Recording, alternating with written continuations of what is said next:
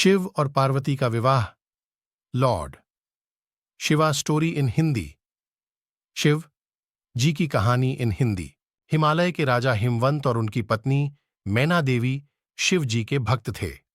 उनकी इच्छा एक ऐसी पुत्री पाने की थी जिसका विवाह में शिव जी के साथ कर सके। मैना देवी ने शिव जी की पत्नी गौरी देवी को प्रसन्न करने के लिए कठोर तपस्या शुरू कर दी। कई दिनों तक वह बिना खाए पिए तप करती रही। गौरी देवी ने प्रसन्न होकर मैना देवी की बेटी के रूप में जन्म लेने का वचन दे दिया। गौरी देवी ने आग में कूदकर अपनी जान दे दी। इसके बाद उन्होंने मैना देवी की बेटी के रूप में जन्म लिया, जिसका नाम पार्वती रखा गया।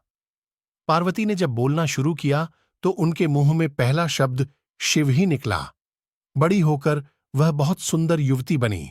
इस बीच शिवजी ने अपनी पत्नी की मृत्यु से दुखी होकर लंबा ध्यान शुरू कर दिया था। हिमवंत को आशंका हो रही थी कि शायद शिवजी गहन ध्यान में होने के कारण पार्वती को पत्नी के रूप में स्वीकार ना करें।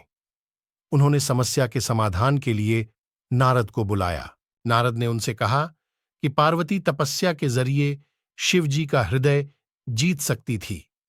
हिमवंत ने पार्वती को शिवजी के पास ही भेज दिया। पार्वती ने दिन रात उनकी पूजा और सेवा की।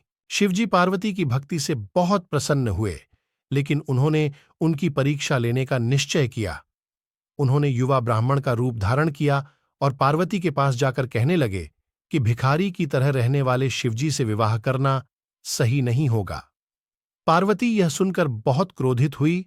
उन्होंने स्पष्ट कह दिया कि वे शिव को छोड़कर और किसी के साथ विवाह नहीं करेंगी। उनके उत्तर से संतुष्ट होकर शिव अपने असली रूप में आ गए और पार्वती से विवाह करने को तैयार हो गए। हिमवंत ने धूमधाम से दोनों का विवाह कर दिया।